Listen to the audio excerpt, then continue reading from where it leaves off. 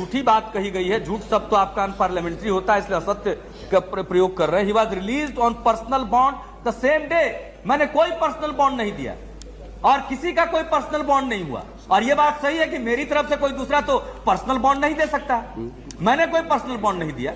घटना ये थी सभापति महोदय कि हम सब लोग जो सीबीआई ने घोषणा की चारा घोटाले के मामले में कि हम चार्जशीट करेंगे, और उस सिलसिले में हम लोग एक जुलूस निकाल करके सड़कों पर निकले पटना में 28 को।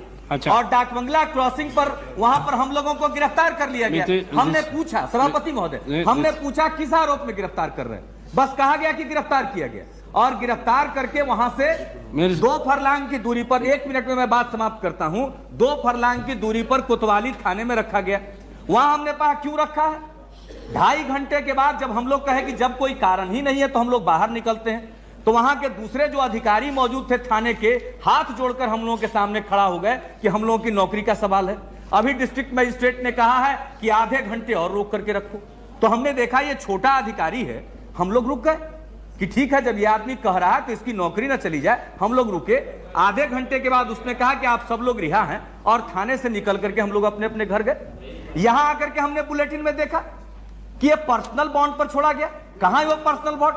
ये इंटेंशन मैलिशियस है, ये हमको डिफेम करने के लिए है। एक तो ये तो गलत सूचना दी गई, गुमराह किया गया। और